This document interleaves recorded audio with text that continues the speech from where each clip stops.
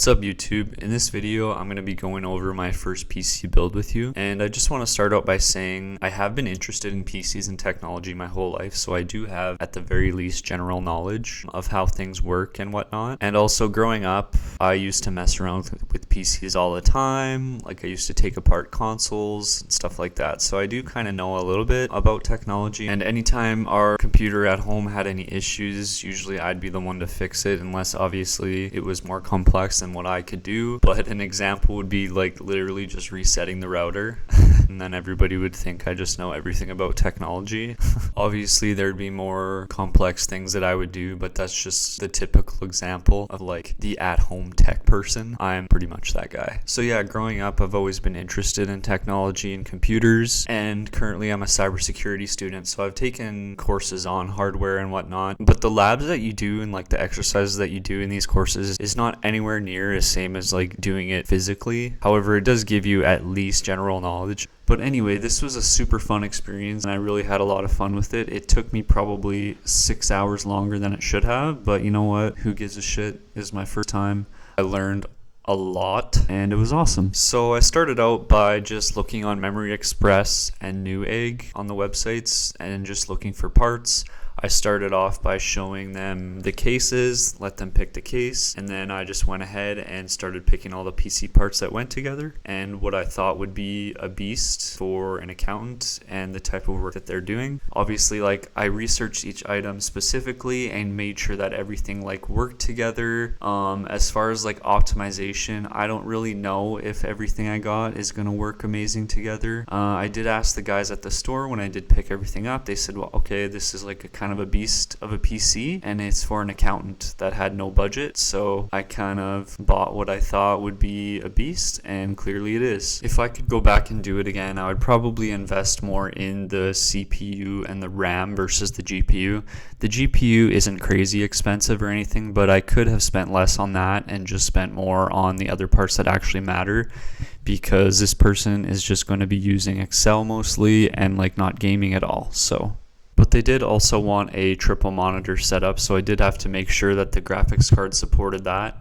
So after I had everything unboxed, I started with the motherboard. The little tab that holds the CPU down is a lot stronger than I thought, so you could see here in the footage that my finger was literally shaking, and then I changed my hand position to get more leverage, and then it popped open really easily. I started with the CPU mounting, and I struggled here with the most basic of anything is literally just putting the CPU in. I was super nervous and scared, like I said earlier, because I don't want to wreck anything. I didn't pay for this stuff. It is an expensive build and lots of the parts are very expensive. So I messed around with this and struggled with it for probably 10 minutes, and I overcomplicated everything in my head when all you have to do is line up the arrow on the CPU socket with the arrow on the CPU, and then you just latch it down. The reason why I was so scared is because there was a lot of resistance on it and I literally didn't want to break anything. So anyway, after I got over all that, it's super simple.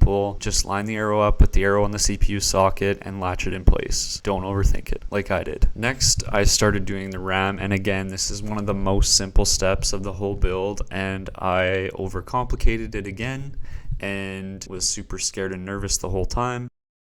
So yeah, I struggled for way longer than I should have, but who gives a shit? It can only really go in one way, and again, the reason why I was so nervous is because this takes a lot more pressure than you would think, because you think that everything's gonna just kind of slide into place, but it doesn't. You actually have to put firm pressure on these parts to get them to click, but then once they click in place, you're good to go.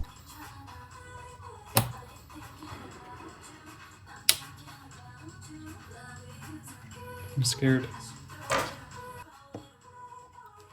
Hey, look at that, we're almost done. So next is the SSD, which is again another super simple and easy step. And guess what I did? Overcomplicated it and took too long. Let's go. There's like a little plastic piece underneath here that I had to just like turn a certain way to make it so that the SSD can actually be like screwed down. Other than that, there's not really much here to talk about. Don't overcomplicate it like I did. So for this next part, I just prepared the case by taking off both of the sides of the case. This one also took me too long. Some pro advice to you for anyone building a PC for the first time. Looking at directions is really underrated. I messed around with trying to put the motherboard in for, I'm gonna say, probably 20 minutes to half an hour, until I finally, like I said, looked at the directions and realized that I had to put the posts in first in order for the motherboard to sit properly.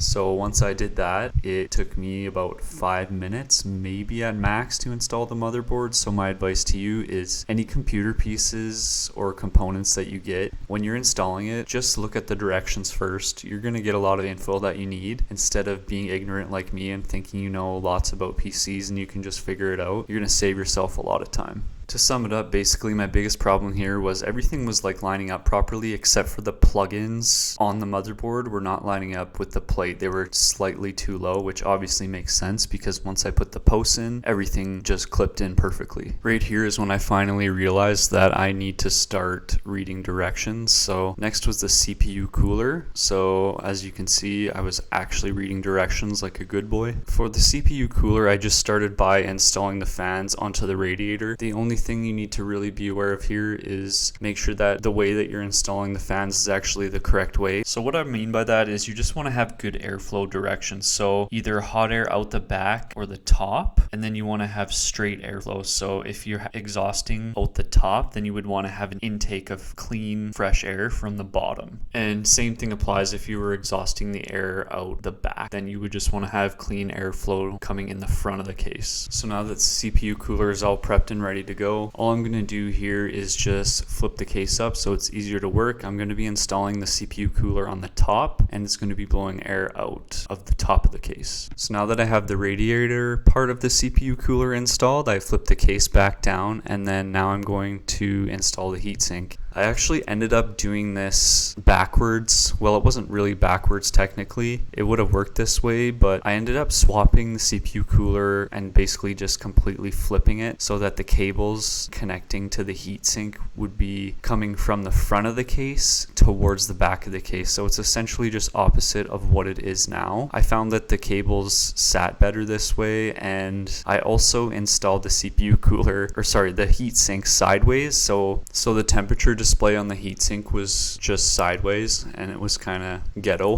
The main thing you need to pay attention here when you're installing the CPU cooler is basically just make sure that you're looking at the directions, because depending on what socket you have on your motherboard, you'll have to change the bracket on the heatsink. So just keep that in mind. Now that the CPU cooler is done, this is when I decided to start doing the cabling connected to the motherboard.